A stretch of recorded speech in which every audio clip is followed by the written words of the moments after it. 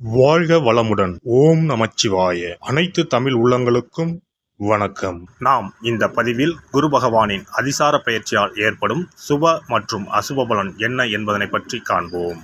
கடந்த மே மாதம் 14ஆம் தேதி குரு பகவான் ரிஷபராசியில் இருந்து மிதுன ராசிக்கு பெயர்ச்சி அடைந்தார். சனி பெயர்ச்சிக்கு அடுத்தபடியாக ஜோதிடத்தில் மிகவும் சக்தி வாய்ந்தது குரு பெயர்ச்சி ஆகும். பொதுவாக குரு பகவான் ஒரு ராசியிலிருந்து மற்றொரு ராசிக்கு செல்ல சுமார் 1 வருட காலம் எடுத்துக்கொள்ளும் நிலையில் தற்போது 6 மாதத்திலேயே கடகராசிக்கு செல்கிறார்.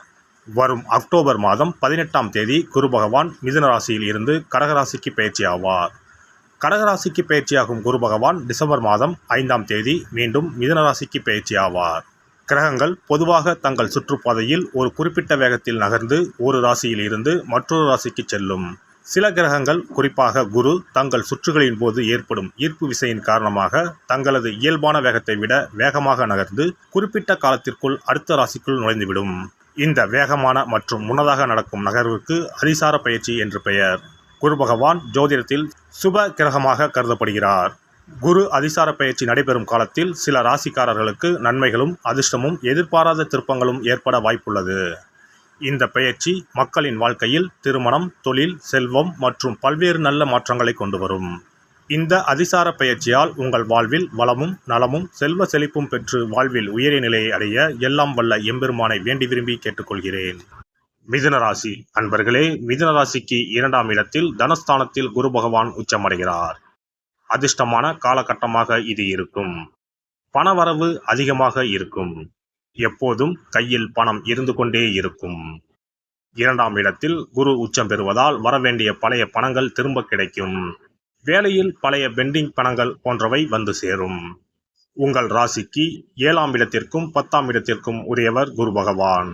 7ஆம் இடம் என்பது திருமணஸ்தானம், கலஸ்திரஸ்தானம். கணவன் மனைவிக்கு இடையே கருத்து வேறுபாடுகள், சிறிய சிறிய பிரிவுகள் வருவதற்கான வாய்ப்புள்ளது.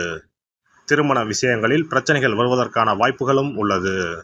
தற்போது குரு பகவான் உச்சமடைந்து 2ஆம் இடத்திற்கு வருவதால் மற்றவர்கள் உங்களை சேர்த்து வைப்பார்கள். கணவன் மனைவி இணக்கமாக செல்வது நன்மையை தரும். பெரிய பிரச்சனைகள் வராது என்றாலும் முன்னெச்சரிக்கை அவசியம். 10க்கு உடையவர் 2ஆம் இடத்தில் இருக்கிறார். தொழில் சார்ந்த விஷயங்களில் மிகுந்த முன்னேற்றம் ஏற்படும். பிஸியாக இருக்கும் காலகட்டமாக இது இருக்கும். வியாபாரம் ஆகாத கடைகள் கூட இனி நன்றாக செயல்பட தொடங்கும். பாதகாதிபதி உச்சம் பெற்றிருப்பதால் சில பாதிப்புகள் ஏற்பட்டாலும் பெரிய பாதிப்புகள் ஏற்படாது என்பதால் உணர்ச்சி வசப்படாமல் கோபப்படாமல் இருப்பது நல்லது. எல்லோரிடமும் இணக்கமாக சென்றிருப்பது நன்மையை தரும். கணவன் மனைவிக்குள் சண்டைகள் தீர்கின்ற பொன்னான காலகட்டமாக இது இருக்கும். குடும்பத்தில் மகிழ்ச்சி பெருகும். ஹோட்டல், உணவு சார்ந்த துறையில் இருப்பவர்கள், நீர் தொடர்பான தொழில் செய்பவர்களுக்கு அற்புதமான காலகட்டமாக இருக்கும். சந்திரனின் வீட்டில் குரு பகவான் உச்சம் பெறுவதால் அழகு சார்ந்த விஷயங்களும் நன்றாக இருக்கும். வேலை மீதான கவனம், ஈர்ப்பு அதிகமாகும். இந்த நேரத்தை சரியாக பயன்படுத்திக் கொள்வது நல்லது. தொழில் தொடங்க அற்புதமான காலகட்டம் இதுவாகும்.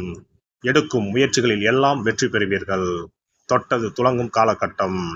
பொருளாதாரத்தில் ஏற்றம் பெறுவீர்கள். இந்த குரு அதிசார பயிற்சியால் மிகப்பெரிய மாற்றங்களும் ஏற்றங்களும் காத்திருப்பது உறுதி. குரு பகவானின் அதிசார பயிற்சிக்கு பரிகாரமாக வியாழக்கிழமைகளில் தட்சிணாமூர்த்திக்கு மஞ்சள் நிற மலர்கள் மற்றும் மஞ்சள் நிற உடையுடன் அபிஷேகம் செய்வது, குரு பகவானுக்கு நெய் தீபம் ஏற்றி வழிபடுவது, அன்னதானம் செய்வது, மற்றவர்களுக்கு உதவுவது போன்றவை சிறந்த பரிகாரங்களாகும். மேலும் வியாழக்கிழமைகளில் குரு பகவானின் காயத்ரி மந்திரத்தை உச்சரிப்பதும் நன்மை பயக்கும். குரு பகவான் சஞ்சரிக்கும் அந்தந்த ஆலயங்களில் உள்ள குரு மற்றும் நவகிரக சன்னதிகளில் தீபம் ஏற்றி வழிபட்டு வரலாம். சிறப்பு பரிகாரம்: வியாழக்கிழமை அன்று மண்ணால் செய்யப்பட்ட ஒரு உண்டியலை வாங்கி வர வேண்டும்.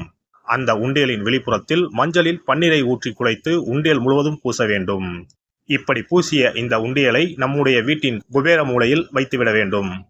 தினமும் அல்லது வாரத்திற்கு ஒரு முறை குறிப்பிட்ட ஒரு தொகையை போட்டுக்கொண்டே வர வேண்டும்.